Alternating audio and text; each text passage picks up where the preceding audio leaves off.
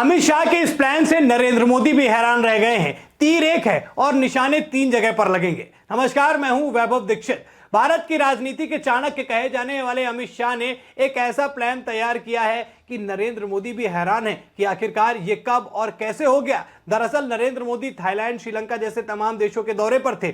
उसी बीच अमित शाह ने भारत के अंदर अलग अलग राज्यों में होने वाले विधानसभा चुनावों को लेकर एक तैयारी करी है, एक प्लान बना लिया है और एक ऐसा बेजोड़ प्लान तैयार किया है जो नरेंद्र मोदी को भी बड़ा भा रहा है। दरअसल बिहार, तमिलनाडु और पश्चिम बंगाल, इन तीन जगहों पर विधानसभा चुनाव होने वाले हैं। तो वो ये तीन जगह हैं जो अमित शाह के निशाने पर हैं। अमित शाह ने इन्हीं तीनों राज्यों में जो विधानसभा चुनाव होने वाले हैं उन्हीं को लेकर रणनीति तैयार कर ली है। नरेंद्र मोदी बाहर थे लेकिन अमित शाह का दिमाग इसकी तरफ भी चल रहा था। सोचिए, वक्फ बिल एक तरफ पास होता है, दूसरी तरफ तुरंत एक्टिव हो जाते हैं और अमित शाह और यहां के तीन प्लान रेडी कर लेते हैं। अब वो प्लान क्या है? प्लान दोस्तों एक ही है पर उसका असर तीन जगहों पर दिखेगा। अब समझिए, अमित शाह का वो प्लान जिससे नरेंद्र मोदी भी हैरान रह गए हैं और ऐसी जगह पर वो प्लान एक्टिव किया जा रहा है जहां पहले ये कभी कहा जाता था कि ये प्लान नाम में लिखते ही वो धरातल पे उतरने की जरूरत ही नहीं है, उसका नाम ही ऐसा है कि वहां पहुंचेगा तो वो खत्म हो जाएगा, मिट जाएगा। लेकिन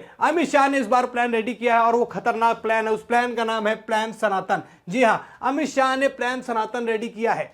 अब वही सनातन की राजनीति जो भारतीय जनता पार्टी करके पूरे देश में अपना नाम बनाया। केंद्र में 3 बार से है, उत्तर प्रदेश में सरकार बनाई, मध्य प्रदेश में सरकार बनाई, छत्तीसगढ़ में बनाई, राजस्थान में बनाई। अब यही फॉर्मूला दोस्तों बिहार, पश्चिम बंगाल और तमिलनाडु में है, वो वहां पर उतारने का प्लान कर लिया है अमित शाह ने। अमित शाह बड़ी तेजी से काम कर रहे हैं। अमित शाह ने अपने रूटीन में यह भी बना लिया है कि वो हफ्ते में 2 दिन जहां जहां चुनाव होने वाले हैं उन राज्यों में हफ्ते में 2 दिन वहां पर पहुंचेंगे। यानी कि एक हफ्ता मान लीजिए बिहार, तो दूसरा हफ्ता जो है पश्चिम बंगाल और तीसरा तमिलनाडु। यानी कि बेहद पैनी नजर बना के रखने वाले अमित शाह। चलिए ये समझिए कि अमित शाह बिहार और पश्चिम बंगाल में सनातन फॉर्मूला कैसे एक्टिव करने वाले हैं। वक्फ बिल का समर्थन कर दिया है किसने? नीतीश कुमार ने। तो ये साफ हो गया है कि मुस्लिम वोट बैंक की राजनीति बिहार में बीजेपी नहीं करने वाली है, वो सनातन को लेकर ही आगे बढ़ेगी। यानी कि जो उनका गठबंधन है एनडीए का, अब जो मैंने लिखा है वक्फ बिल का समर्थन इक्वल्स टू सनातन। जी हां, ये सनातन फॉर्मूला बिहार में इसी तरीके से एक्टिव हो गया है क्योंकि साफ पता चल चुका है कि बिहार में सनातनियों पर ही जो है भारतीय जनता पार्टी राजनीति करने वाली, उसी वोट बैंक पर जो है अपना दिमाग लगाएगी। बाकी उसको कोई अन्य चिंता नहीं है। इससे पहले भी मैंने वीडियो में बताया कि कैसे मुस्लिम वोट बैंक जो है वो नीतीश को किसी तरीके से इफेक्ट नहीं करेगा, बीजेपी को किसी तरीके से इफेक्ट नहीं करेगा, क्योंकि मुस्लिम उसी को वोट करता है बिहार में जो बीजेपी को हराने की क्षमता रखता हो। यहां नीतीश को खुद बीजेपी के साथ में जुड़े हुए हैं, तो ये मान के चलिए कि मुस्लिमों का वोट तो नीतीश को नहीं मिलने वाला है। तो सनातन की राजनीति बिहार में एक्टिव होगी। अब बात करते हैं पश्चिम बंगाल की। पश्चिम बंगाल में दोस्तों रामनवमी में झलकियां देखने को मिल गई हैं। बीजेपी ने दिखा दिया है कि कैसे वो फिर से सनातन पर ही राजनीति करके, सनातन पर ही वो काबिज रहकर वो कैसे राजनीति करने वाली है और पश्चिम बंगाल में कैसे उनकी जड़ें जो है वो हिलाने वाली है। ममता बनर्जी खुद जो है अब ये अपने आप को साबित करने में लग गई हैं कि वो एक ब्राह्मण की बेटी हैं। वो ऐसा कह रही हैं, यानी कि अपने आप को सनातन से जोड़ने का प्रयास कर रही हैं। हाँ, वही ममता बनर्जी जो तमाम हिंदू त्योहारों पर रोक लगाने का काम करती हैं, लेकिन बीजेपी के एक फॉर्मूले के बाद से खुद को वो सनातनी साबित कर रही है। पश्चिम बंगाल के डेटा पर जाते हैं। पश्चिम बंगाल की कहानी पूरी समझ लीजिए। पश्चिम बंगाल में मामला क्या है? पश्चिम बंगाल में देखिए, अगर सांसदों की बात करें तो 29 सांसद हैं टीएमसी के, 12 बीजेपी के। वहीं 294 जो है वहां पर विधानसभा सीटें हैं। अब सबसे बड़ा गेम आप यहां पे समझिए कि जहां इससे पहले 2016 में जब पश्चिम बंगाल में इलेक्शन हुआ था तो 3 सीटें जीती थी विधानसभा की बीजेपी ने। लेकिन जब दोस्तों 2021 आता है तो 77 सीटों पर पहुंच जाती है भारतीय जनता पार्टी और 121 मिलती है सीटें टीएमसी यानी ममता बनर्जी को।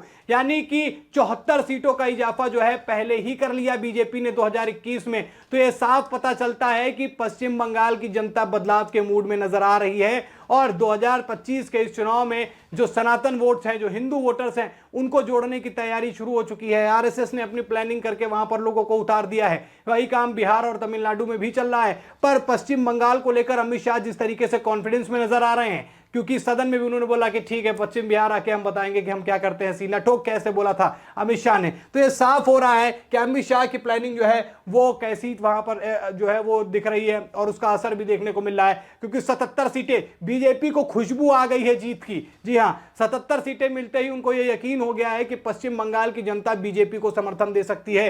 यानी कि जिस तरीके से बीजेपी ने 2016 में 3 सीटें जीती, फिर उसके बाद इकट्ठा ही जो है 74 सीटें बढ़ाकर 77 पर पहुंच गए, वो एक बहुत बड़ा गेम चेंजिंग मूवमेंट रहा बीजेपी के लिए। और उसके बाद लोकसभा चुनाव में भी 12 सांसद वहां पर जीते, तो बीजेपी के लिए पश्चिम बंगाल में दरवाजे खुलते हुए नजर आ रहे हैं। तो ये तो प्लान हो गया पश्चिम बंगाल का और बिहार का। अब समझिए जहां से अन्नामलाई आते हैं, हाँ वही चर्चित अन्नामलाई जो वहां के प्रदेश अध्यक्ष थे, जिन्होंने आईएएस का पद छोड़कर भारतीय जनता पार्टी का दामन थामा। समझिए अब वहां की राजनीति में क्या हो रहा है। सबसे पहले नरेंद्र मोदी और अमित शाह ने प्लान किया है कि वहां की जो दूसरे नंबर की सबसे बड़ी पार्टी है, सबसे बड़ी पार्टी है डीएमके, जो वहां के सत्ता में है, जिसने सनातन को डेंगू कहा था। जी हाँ, इसीलिए मैंने लिखा है कि तमिलनाडु में सनातन विरोधियों को ढेर करेंगे। जी हाँ, जो सनातन विरोधी हैं वो अब यहां पर सनातन फॉर्मूला कैसे अपनाया जाएगा, जो सनातन का विरोध करते हैं उनको ही किनारे करके फॉर्मूला एक्टिव होगा। अब डीएमके वहां की सबसे बड़ी पार्टी है।